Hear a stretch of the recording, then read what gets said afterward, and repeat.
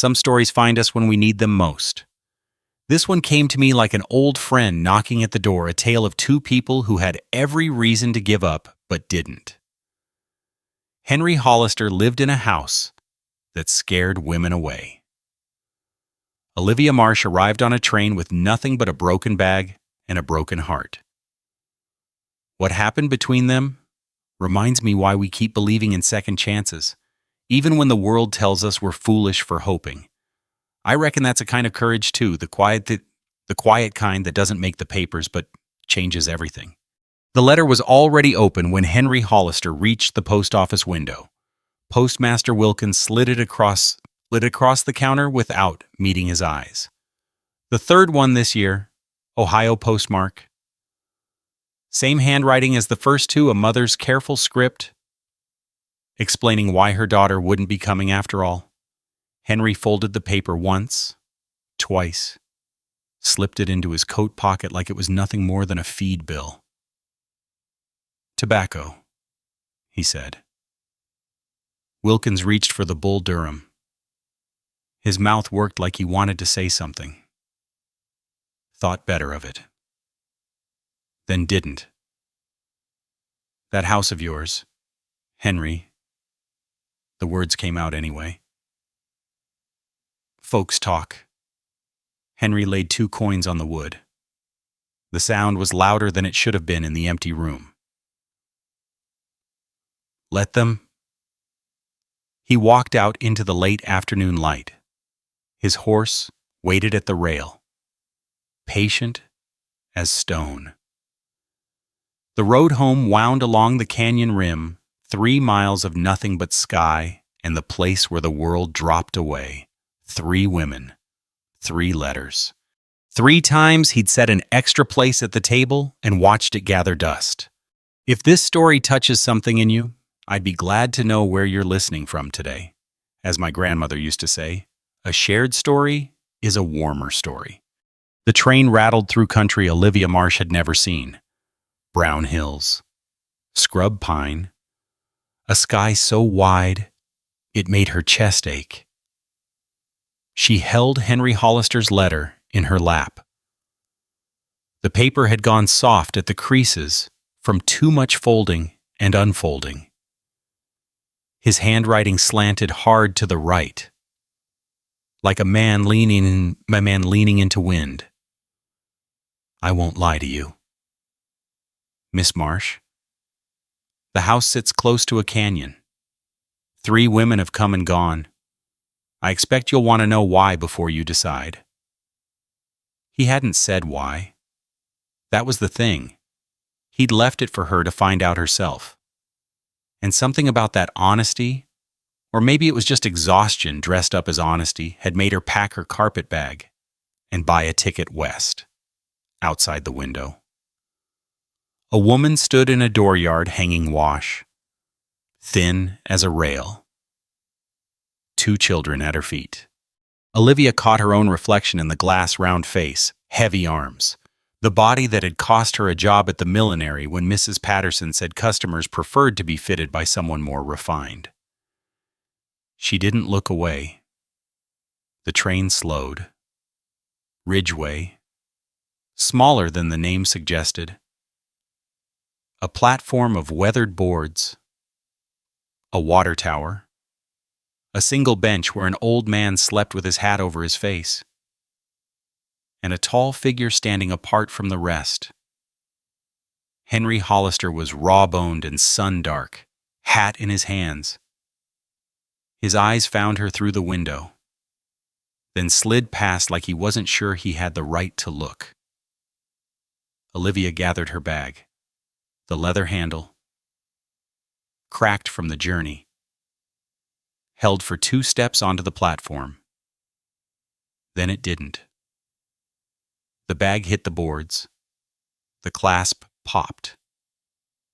Her belongings scattered: hairbrush, stockings, a tin of salve, and there, face up in the dust, her mother's daguerreotype. She dropped to her knees. So did he. Their hands met over the photograph. His fingers were calloused, dirt under the nails. Working hands. He didn't pull back. For a moment, neither of them moved. Then he picked up the picture, wiped it on his sleeve, and held it out to her. His eyes stayed on the image, a woman with Olivia's same round face, same stubborn chin. "She's got your look," he said. "She's dead." Henry nodded once. No apology. No empty words. He reached for her broken bag, and Olivia noticed what sat waiting in his wagon, a cushion on the passenger seat. Blue calico. Edges worn soft from use. The wagon climbed. Olivia gripped the seat rail as the wheels found every rut and stone in the road. To her left, the ground fell away not gradually, but sudden, like someone had taken a knife to the earth and carved out a piece. Henry kept his eyes forward. The reins lay loose in his hands. "Road gets narrow up ahead," he said. "Horse knows the way." Olivia didn't answer. She watched the canyon's edge slide past, close enough that she could have reached out and touched nothing but air. The house," Henry said after a while. "My pa built it. 1859. Hauled the bricks up from Ridgeway himself, one wagon load at a time. The afternoon sun threw long shadows across the scrub. A hawk circled somewhere below them, riding the updraft from the canyon floor. There was a slide," he continued. His voice flattened out, the way a man's voice does when he's told a story too many times. 7 years back. Took the Dawson place clean off the ridge, took my folks with it." Olivia turned to look at him. His jaw was set, his eyes fixed on some point between the horse's ears. The house held. They rode in silence. The road curved, and then the house came into view, red brick, solid, 2 stories with a pitched roof and a chimney that stood straight against the sky. It looked like something that belonged in a town, not perched alone on a ridge with nothing but wind for neighbors. 3 women came before you," Henry said. He pulled the wagon to a stop in front of a hitching post. "All 3 left on the next stage. On account of the canyon. On account of they thought they'd roll off the edge in their sleep, I expect." He climbed down, came around to her side, offered his hand. Olivia took it. His palm was dry and rough. The front door opened onto a parlor. Horsehair settee against one wall, long enough for sleeping. A rug worn thin in the center. Mantel clock that had stopped at 4:30. Everything clean, everything still, everything waiting. "You can take the settee tonight," Henry said, "until you decide if you're staying." The kitchen was through a doorway at the back.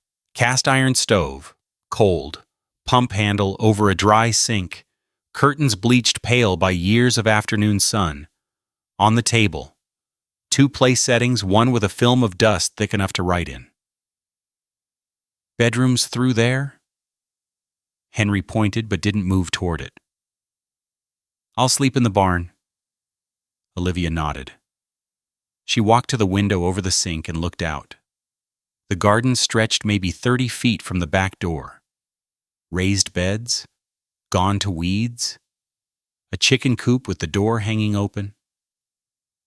And beyond that, nothing. A split rail fence marked where the land ended and the sky began. "Show me," she said. Henry led her outside. Their boots crunched on dry grass. The weeds caught at her skirt. The closer they got to the fence, the stronger the wind blew a constant push from below, carrying the smell of stone and sage, and something older. Something that had been there long before anyone built anything on this ridge. The fence posts were weathered gray. The rails sagged in places.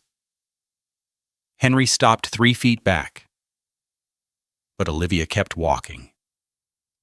She reached the edge. Below her, the canyon dropped 300 feet straight down. Red rock walls, layered like pages in a book. A thread of water at the bottom catching the last of the daylight. The wind lifted her hair, pressed her dress against her legs. She stood there for a long time. Long enough for a crow to cross the gap below. Long enough for the sun to slip another inch toward the horizon. Long enough for Henry Hollister to take 1 step forward, then stop himself. When she turned around, his face was blank, waiting for the words he'd heard 3 times before. Olivia looked past him at the house, at the cold chimney, at the windows that hadn't seen lamplight in too long. "That kitchen garden your mother kept," she said. "Where is it?" Henry blinked. "Other side of the house. Soil's good there, but nothing's. Show me tomorrow." Olivia walked past him toward the back door. "Tonight I want to see why you put the bed against the far wall." Henry stood at the canyon's edge, alone, the wind pulling at his coat. Behind him, the kitchen door opened and closed. The smell of bacon woke him. Henry lay still in his cot in the barn, staring at the rafters. For a moment, he forgot.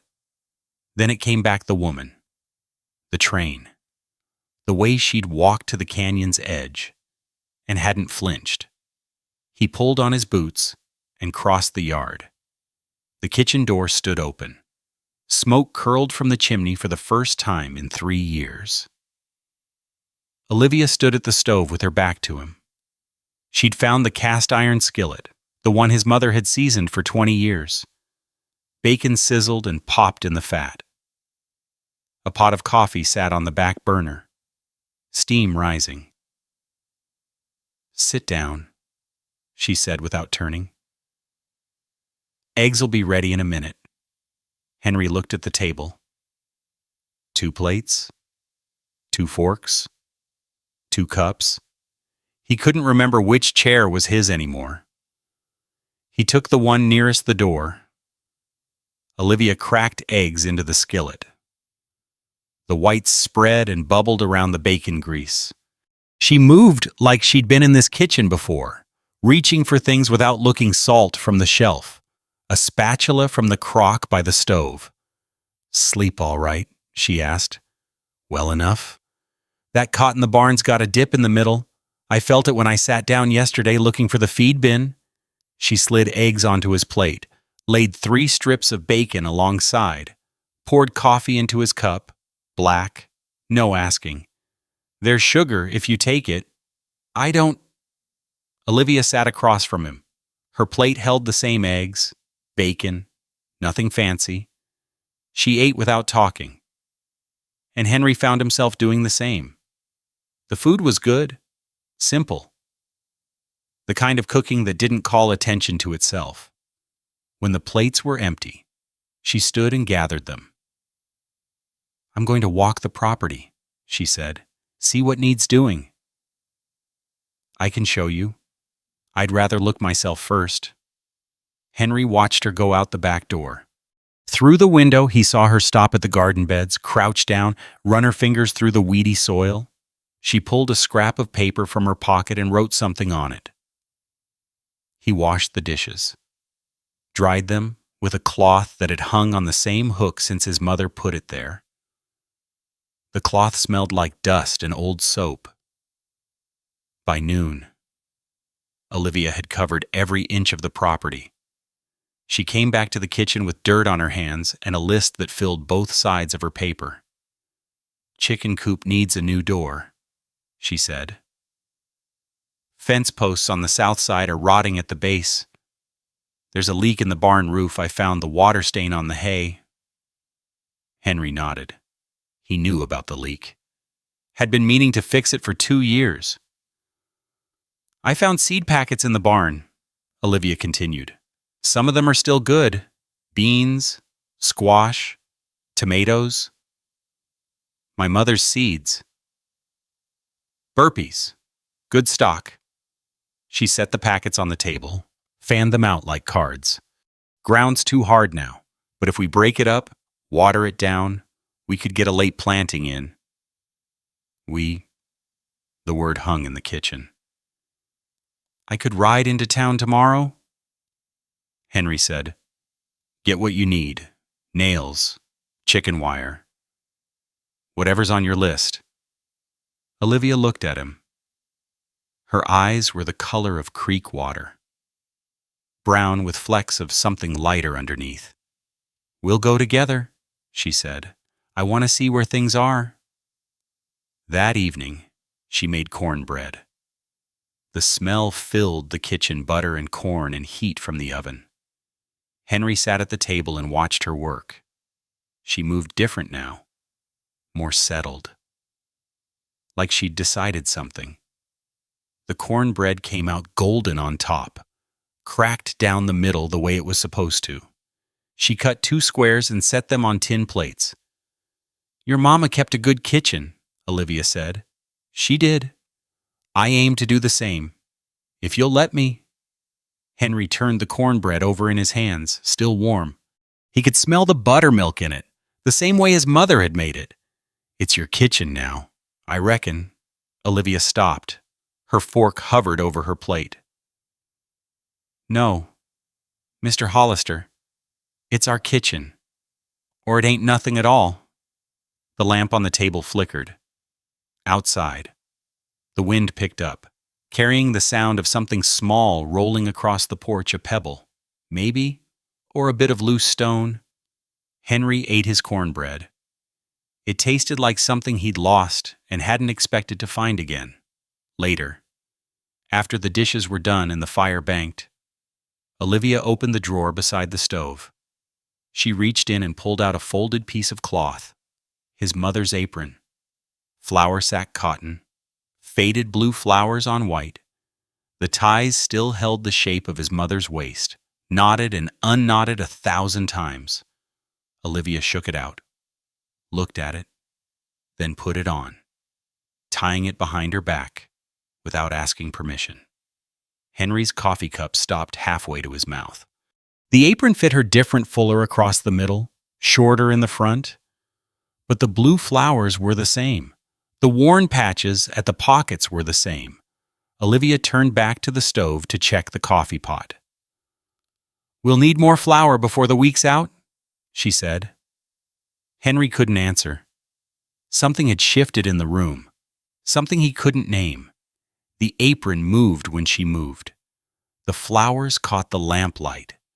From somewhere deep in the canyon, a rock broke loose and fell. 2 weeks changed this garden. Henry drove the hoe into the packed earth, breaking it loose in chunks. Beside him, Olivia worked the soil with her hands, pulling out roots and stones, dropping them into a bucket at her hip. The afternoon sun threw their shadows long across the rows. Deeper here, she said. Tomatoes need room to spread. Henry dug deeper. His shoulders burned. Sweat ran down the back of his neck and soaked into his collar. He couldn't remember the last time he'd worked this hard on something that wasn't broken. The garden had taken shape faster than he'd expected. 3 rows of beans on stakes Olivia had cut herself. Squash mounds near the fence where the soil stayed moist. And the tomato seedlings she'd found in the barn, his mother's last planting, somehow still alive in their clay pots. Roots tangled and desperate for ground. Olivia had transplanted them the second day, her hands gentle as a surgeon's. Your mama knew what she was doing, Olivia said. She sat back on her heels, wiping her forehead with her sleeve. These seedlings were strong enough to hold on 3 years.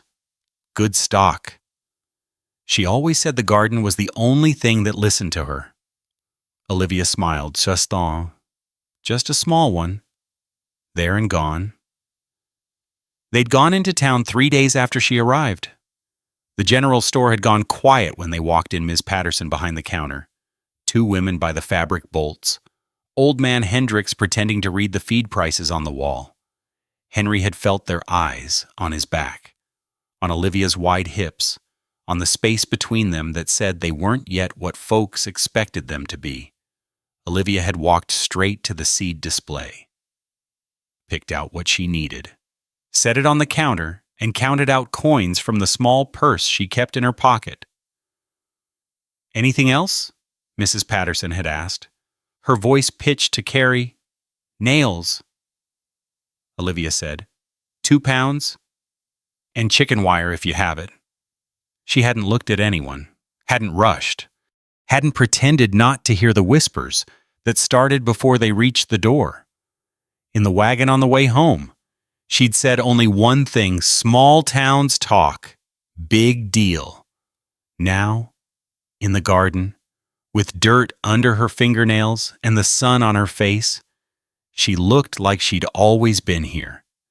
That evening they sat on the porch, two rocking chairs, pulled close enough that they could share the bowl of peas Olivia was shelling. The canyon wind carried the smell of sage and cooling stone. A lamp burned in the window behind them, throwing yellow light across the boards. "You ever think about leaving this place?" Olivia asked. Her fingers moved steady, splitting pods, dropping peas into the bowl with small sounds like rain on a tin roof. "Every day? Then why don't you—" Henry watched the last light fade from the canyon rim, red to orange to purple to black. "Leaving feels like saying they died for nothing." The rocking chair creaked. Olivia's hands kept moving. "Staying don't bring them back neither." Henry? His name in her mouth. First time she'd used it without the mister in front. "I know that." "Do you?" He didn't answer. The peas kept falling into the bowl. The wind kept blowing up from below. "Tell me about that night," Olivia said. "The slide." Henry's hands tightened on the arms of his chair. The wood was smooth there, worn down by years of gripping. "It rained for 3 days," he said. His voice came out flat, the way it always did when he told this story. "I was in town, stayed over at the boarding house because the road was too muddy to ride. When I got back, the Dawson place was gone. Just gone. A hole in the ridge where a house used to be." Olivia stopped shelling. Her hands went still in her lap. "My folks' place was still standing, but they weren't inside." Henry's throat tightened. He pushed through it. Found them in the morning. The slide had taken the back porch, and they'd gone out to sea. Ground gave way under their feet. The bowl of peas sat between them. The wind filled the silence. Olivia reached across the space, her hand settled over his, warm and rough from the garden work. She didn't squeeze. Didn't say anything. Just let her hand rest there. Henry looked at the canyon, at the darkness where the land ended. "My mother drank herself to death," Olivia said. Her voice was quiet but steady. "Took her 4 years after my father left. I watched her do it. Couldn't stop her. Couldn't make her want to stop." The rocking chairs creaked. The lamp flickered in the window. "That's why you ain't scared of the canyon," Henry said. "I ain't scared of much anymore, except one thing." "What's that?" Olivia pulled her hand back, picked up the bowl, started shelling again. "Living out my days with nobody to shell peas with." A sound came from the canyon rock breaking loose, tumbling down the wall.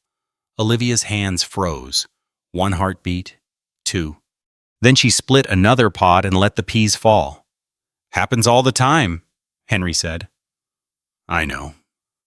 They sat in the dark, listening to the mountain settle, and neither one mentioned that the sound had come from closer than before. One month. The garden had come alive. Henry stood at the kitchen window, watching Olivia scatter feed to the new hens. 6 of them, Rhode Island Reds, bought from the Morrison farm last week. They clustered around her feet, pecking and clucking, and she laughed at something one of them did, a real laugh, the kind that came from the belly. He turned away before she could see him looking. The tomatoes had started to ripen. First green, then pale yellow, now the deep red that meant they were ready. Olivia had picked 3 this morning and set them on the windowsill to finish in the sun. They sat there now, bright against the bleached wood, and Henry couldn't stop glancing at them. She'd done that, brought color back to a house that had gone gray. They ate breakfast across from each other. Eggs, bacon, cornbread from yesterday. The table was small enough that their knees almost touched underneath, but neither of them moved closer. They were married on paper. The proxy certificate had arrived 2 weeks after Olivia stepped off that train, but she still slept on the settee in the parlor. And he still slept alone in the room, where his parents had shared a bed for 30 years. "I'm going to can those tomatoes today," Olivia said. "Found your mama's mason jars in the cellar? Most of them are still good. She used to put up 30 quarts a summer. I remember my own mama doing the same." Olivia wiped her mouth with the back of her hand. Before, the word sat between them like a third plate. Henry finished his coffee and went out to check the fence line. The posts on the south side needed replacing. Olivia had been right about the rot. He spent the morning digging out old wood and setting new, the work hard enough to keep his mind from wandering. It wandered anyway. She slept in the parlor still, on the horsehair settee that was too short for her and too hard for anyone. Every night he heard her shifting, trying to find a comfortable position. Every morning she woke with her back stiff and her eyes tired. He could say something. Should say something. The bedroom had a proper bed, a feather mattress, room enough for 2. But the words wouldn't come. Every time he opened his mouth to speak them, he saw his mother's face instead, heard his father's voice, felt the weight of the house pressing down on him. All the years it had stood empty while he ate alone and slept alone and waited for something he couldn't name. By evening, the fence posts were set. Henry washed at the pump, scrubbing the dirt from his hands and forearms. When he came inside, the kitchen smelled of roast chicken and fresh bread. Olivia had set the table different. A cloth instead of the bare wood. The good plates, the ones with the blue border that his mother had saved for Sundays. And in the center, a jar of wildflowers, purple and yellow and white, picked from the slope behind the barn. She stood at the stove in her dark green calico, the Sunday dress she'd been saving. Her hair was pinned up, a few strands loose around her face from the heat. "Sit down," she said. "It's ready." Henry sat. The chicken was golden, the skin crisp. The bread steamed when she cut it. She'd made gravy too, rich and dark, and there were the tomatoes from the garden, sliced thick and sprinkled with salt. He ate without tasting. The flowers kept catching his eye, the way the light came through the petals, the way they leaned toward the window. "You don't have to do all this," he said. Olivia paused with her fork halfway to her mouth. "Do what?" "The flowers, the dress, all of it." She set her fork down. Her eyes met his across the table. "I know I don't have to," she said. "I wanted to." The lamp flickered. Outside, the wind picked up, rattling the shutters. Henry looked at the flowers, at the meal she'd made, at the woman who had walked into his empty house and filled it with things he'd forgotten he missed. He opened his mouth. The words were right there, 3 of them. Simple, true. Nothing came out. Olivia waited. 1 breath. 2. Then she picked up her fork and went back to eating. "Supper's getting cold," she said. "I ain't hungry." "You ain't ate proper in 3 days. I got things on my mind." "I know you do." She set her fork down again, harder this time. "I just wish you'd tell me what they are." Henry couldn't answer. The flowers blurred in front of him. The chicken went cold on his plate. Olivia stood. She gathered his plate in hers, scraped the food into the scrap bucket, set the dishes in the sink. Her movements were quick, sharp, nothing like the easy way she usually moved through the kitchen. "I'm tired," she said. "I'll see you in the morning." She walked to the parlor, the door closed behind her. Not a slam, worse than a slam. A quiet click that said everything her voice hadn't. Henry sat at the table until the lamp burned low. The flowers had started to wilt already, their petals curling at the edges. He reached out and touched one soft, fragile. He pushed back from the table and walked outside. The canyon was black under the half moon. He stood at the edge where the fence ended and looked down into nothing. The wind came up cold and steady, carrying the smell of stone. Henry thought about his father, who had worked this land for 30 years. His mother, who had kept the house and the garden and never once complained. They'd had something he couldn't name, something that let them sit together in silence and still know exactly what the other was thinking. He'd had a month with Olivia. A month of meals and garden work and evenings on the porch. A month of almost reaching for her hand. A month of words caught in his throat. From the house behind him, he heard the settee creak, Olivia turning over, still awake. Henry looked at the canyon, at the darkness, at the place where everything fell away. He turned back toward the house and saw lamplight flicker in the parlor window. She hadn't blown it out. Gray light. Not yet dawn. Olivia sat on the settee with her carpet bag at her feet. The handle had been mended with twine, her own work. Done the second day here. She'd thought she would stay long enough to need a proper repair. She'd thought a lot of things. The letter lay on the cushion beside her, half-written and abandoned.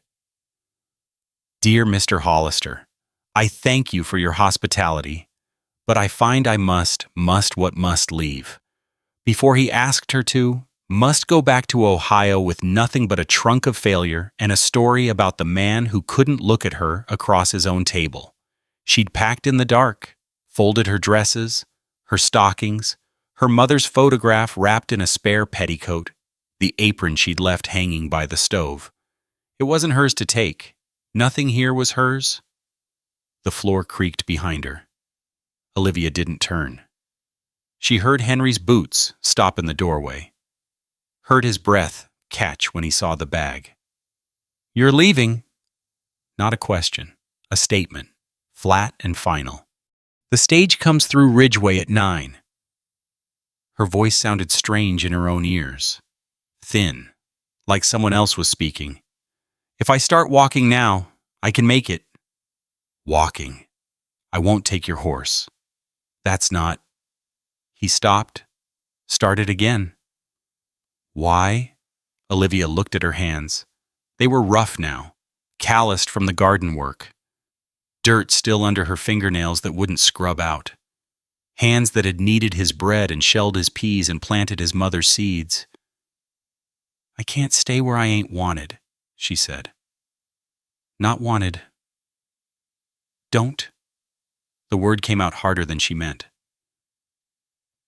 Don't pretend you don't know what I'm saying. I've been here a month. Henry, a month of cooking your meals and working your land and sleeping on this settee that's too short and too hard and smells like horse. And you can't even look at me. The silence stretched. Olivia felt it pressing against her ribs. Last night, she continued, I put on my good dress. I picked flowers for the table. I made a meal fit for Sunday and sat across from you just hoping you might say something, anything. And you couldn't even finish your plate. Her throat tightened. She swallowed against it. I know what I am. Mr. Hollister, I got a mirror. I see the same thing you see, a fat woman past her prime who got thrown over for someone prettier and lost her job for being too plain to look at. I didn't come here expecting love. I just thought maybe... She stopped. The word hung there, ugly and exposed. Maybe what... Henry's voice was rough. Maybe I could be useful. Maybe that would be enough. Olivia stood. Her legs shook, but she made them hold. But useful ain't enough if you can't stand being in the same room with me. She reached for her bag. Her hand closed on the twine handle. Stop. Henry crossed the room in 3 steps. His hand caught her wrist, not hard, not rough, but firm enough to hold. You think I can't stand being in the same room with you? Olivia looked at his hand on her arm, at the knuckles white with gripping. That's what it feels like. Then you ain't been paying attention. He let go, stepped back. His face had gone pale under the weathering, and his hands hung at his sides like he didn't know what to do with them. I can't eat because my stomach's in knots when you're across the table. I can't sleep because I hear you turning on that settee, and I want to... He stopped. His jaw worked. Every morning I wake up scared you'll be gone. Every night I stand at that canyon edge asking myself why I can't just say what? The question hung in the gray light. Henry looked at the floor, at the wall, at the stopped clock on the mantel, anywhere but at her. I buried my folks in the churchyard, he said. But I buried myself in this house. 7 years of eating alone and sleeping alone and talking to nobody but the horse. I forgot how to be with someone. Forgot how to want something without being scared of losing it. He raised his eyes, met hers. You think I don't want you here, Olivia? I'm scared to death of how much I want you here.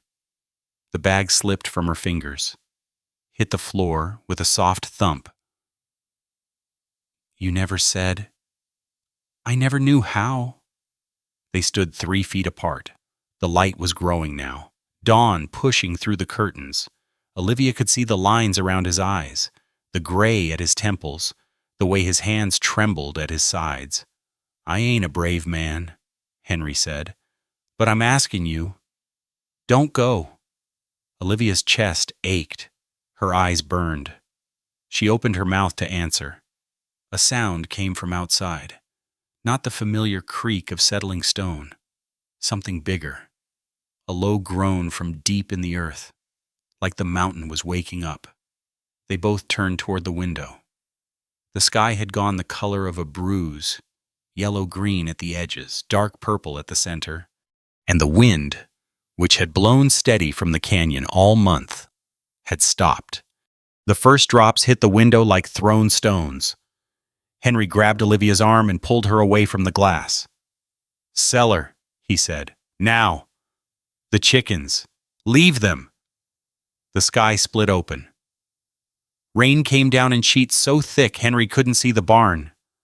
Lightning flashed, turning everything white. And the thunder that followed shook the floor under their feet. They made it to the kitchen. The cellar door was in the corner, a heavy oak panel set into the floor. Henry hauled it open. The smell of earth and old potatoes rose up from the darkness below. "Get down there," he said. Olivia didn't move. She was looking out the kitchen window, her face lit by another flash of lightning. "The garden," she said. "Henry, the garden. It'll hold or it won't. Go." She went. He followed, pulling the door shut above them. The darkness was complete. He felt along the wall until his fingers found the shelf where his mother had kept candles and matches. The match flared. The candle caught. Yellow light filled the small space stone walls, wooden shelves lined with dusty jars, a dirt floor packed hard from years of use. Olivia sat on an overturned crate, her hands pressed flat against her thighs. Her breathing came fast and shallow. "It's just a storm," Henry said. He didn't know if he was telling her or himself. The thunder rolled again, longer this time, deeper. The candle flame bent sideways, then straightened. "Your folks?" Olivia said. "The night of the slide? Was it like this?" Henry sat down beside her. The crate creaked under their combined weight. "Worse. 3 days of rain before the ground gave way." He listened to the water drumming above them. "This is just one night. The soil's dry. It'll drain." Another flash somewhere above. Another boom. The jars on the shelves rattled against each other. Olivia's hand found his in the dim light. Her fingers were cold. He wrapped his own around them and held on. "I never answered you," she said. "Upstairs. Before the storm, I know. I was going to say yes." Henry turned to look at her. The candlelight made shadows under her eyes. Along the curve of her cheek, she looked tired. She looked scared. She looked like the only thing in the world that mattered. Yes to what? To staying. To trying. To whatever this is between us. Her grip tightened on his hand. "I've been alone a long time, Henry. Long enough to know what it costs. If you're willing to try, then I am too." The storm raged above them. Water seeped through a crack around the cellar door, dripping down in a thin stream. Henry watched it pool on the dirt floor. "I'm not good at this," he said. "At talking.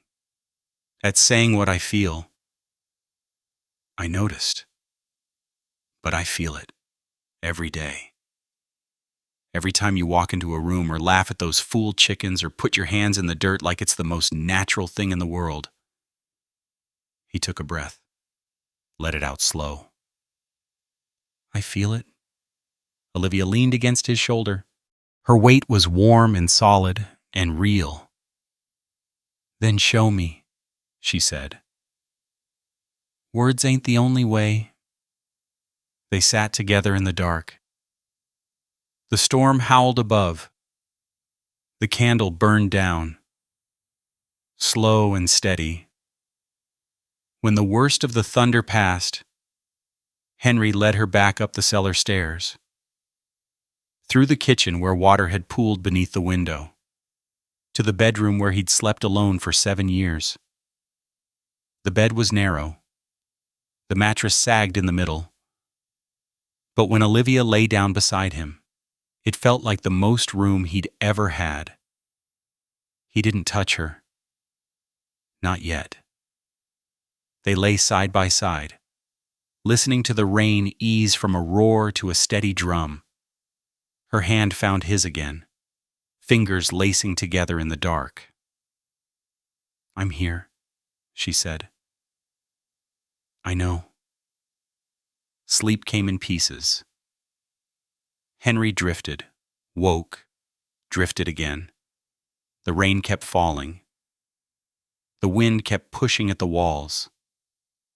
Somewhere in the darkest part of the night, Olivia turned toward him, and he put his arm around her and they slept. The sound woke them both. Not thunder, not wind, something deeper, something that came up through the floor, a low rumble that Henry felt in his teeth before he heard it with his ears. Olivia's eyes went wide in the dark. Henry, the floor shuddered, the bed frame groaned. From somewhere outside came a sound like tearing cloth rock, separating from rock, stone breaking free from stone. Henry pulled her up, out of the bed.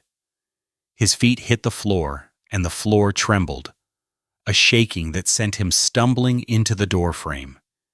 He grabbed the wood and held on. "Stay in the frame," he said. "Don't move." Olivia pressed against him. Her whole body shook. He wrapped his arms around her and braced his back against the wood as the house swayed and the mountain spoke. The shaking went on for 10 seconds. 20. Long enough for every jar in the kitchen to fall and shatter. Long enough for the mantel clock to finally slide off its shelf and crash to the floor. Long enough for Henry to understand that this was what his parents had felt in their final moments, this helplessness, this smallness, this surrender to something bigger than human will. But he wasn't alone. Olivia was here. Her heartbeat pounded against his chest. Her breath came hot against his neck. Her arms held him as tight as he held her. "I've got you," he said into her hair. "I've got you." The shaking faded. The floor went still. The rain kept falling, gentler now, like the storm had spent itself. They stood in the doorframe, wrapped around each other, listening to the silence that followed. "Is it over?" Olivia whispered. "I don't know." They waited. 1 minute. 5. The house settled around them, creaking and groaning like an old man finding his footing. Nothing fell. Nothing cracked. His father had built well. When the first gray light of dawn crept through the window, Henry finally let go. He walked to the kitchen, glass crunching under his boots, and opened the back door. The rain had stopped. The air smelled of wet stone and broken sage. The garden lay before him, flattened in places, muddy but still there. And beyond the garden, where the fence had stood, Henry's breath stopped in his chest. The fence posts were still there, but they were 3 feet closer to the house than they'd been yesterday. The canyon had taken another bite. 1 week later, they stood at the new edge. The ground where the fence had been was gone, just gone. A raw wound in the earth. Red rock exposed like flesh beneath torn skin. The canyon had swallowed another 3 feet, and the next bite might take the house. Henry looked at the gap, at the garden beyond it, still growing despite the storm, at Olivia beside him, her hand in his. "We can't stay," he said. "I know." The words should have hurt. This was his father's land, his mother's house, the only home he'd ever known. But standing here with Olivia's fingers warm against his palm, something loosened in his chest, something he'd been holding for 7 years. "The Morrison place is for sale," he said. "Down in the valley, good soil, safe ground." Olivia nodded. "I saw it when we drove past. White fence, apple trees. It ain't much. Smaller than this. It's enough." They walked back to the house together. The kitchen floor was still covered in broken glass, the jars that had fallen during the shaking. Olivia found the broom and started sweeping while Henry went to the barn to check on the horse. The animal was skittish but unharmed. Henry fed him, brushed him down, talked to him in the low voice his father had used. When he came back inside, the kitchen was clean, and Olivia had coffee on the stove. "We should go to town today," she said. "Get the paperwork started." "You sure about this?" Olivia poured 2 cups, set one in front of him. Her eyes met his across the table. "I'm sure about you," she said. "The rest is just land." They rode into Ridgeway that afternoon. Henry tied up outside the bank while Olivia waited on the bench by the general store. He saw her nod to Postmaster Wilkins as the old man passed, saw Wilkins tip his hat in return. Something had changed. Maybe it was the way Henry walked now, shoulders straight instead of hunched. Maybe it was the way Olivia sat, comfortable in her own skin, not trying to make herself smaller. Or maybe the town had just found something else to whisper about. The banker was a thin man named Crawford who'd known Henry's father. He listened to the plan, asked a few questions, made notes in his ledger. "The Morrison place is sound," Crawford said. "Good water, good access to the road. I can have the papers drawn up by week's end. And this place? I'll find a buyer, someone who don't mind living close to the edge." Crawford allowed himself a small smile. "Might take some time." "We ain't in a hurry." Henry signed where Crawford pointed. His hand was steady. When he walked out into the afternoon sun, Olivia was waiting with 2 apples she'd bought from the cart vendor. "Done?" she asked. "Done." They ate the apples on the ride home. The juice ran down Henry's chin and he wiped it with his sleeve. Olivia laughed that real laugh, the belly laugh, and the sound echoed off the hills. The packing took 3 days. They were careful about what they chose. His mother's rocking chair, the one with the carved arms, his father's tools, wrapped in oilcloth, the quilt Olivia had been mending, the one with the double ring pattern. The 6 Rhode Island Reds went into a crate. Morrison had agreed to buy them back at a fair price once they got settled. The rest they left for whoever came next. On the last morning, Henry walked through the garden alone. The tomatoes had survived the storm. The beans were climbing their stakes. The squash leaves spread wide and green, drinking in the sun. He knelt beside the biggest tomato plant, the one Olivia had started from his mother's seedlings. The first thing to grow here in 3 years. His hands found the base of the stem. He dug down, careful not to break the roots, until he could lift the whole plant free. Burlap from the barn. He wrapped it tight, tucked the ends under, cradled the bundle against his chest. Olivia stood by the wagon, watching. "For the new place," Henry said, "so we don't forget where we started." She didn't say anything, just took the plant from his hands and set it on the seat between them, where they could both reach it. The wagon was loaded. The horse was hitched. Henry climbed up beside Olivia and took the reins. He didn't look back at the house. Not at first. He kept his eyes on the road ahead, on the valley spreading out below them, on the white fence of the Morrison place catching the morning light. But when they reached the first bend, he stopped the wagon, turned in his seat. The house stood on the ridge, solid and red against the blue sky. The chimney rose straight. The windows caught the sun. And beyond it, barely visible from this distance, the garden. Olivia's garden spread green at the edge of the world. "It's still there," Olivia said. "It'll always be there, one way or another." She leaned against his shoulder. Her weight was warm and familiar now. Her hand found his on the reins. "You ready?" she asked. Henry looked at the tomato plant between them, at the road ahead, at the woman beside him who had walked to the edge of a canyon and asked to see the kitchen. "I reckon I am." He clicked his tongue. The horse stepped forward. The wagon rolled down the hill toward the valley. toward the white fence, toward whatever came next. Behind them, the garden grew. There's a quiet that settles after a story like this one. Not empty quiet, the kind that comes when something has been said that didn't need explaining. Many of us have stood at our own edges. Some of us have packed bags in the gray hours before dawn, wondering if staying meant strength or just fear of leaving. Some of us have loved someone without knowing how to say it, and watched the distance grow between what we felt and what we could speak aloud. Perhaps you've known what it is to start over in a place that wasn't chosen so much as landed upon.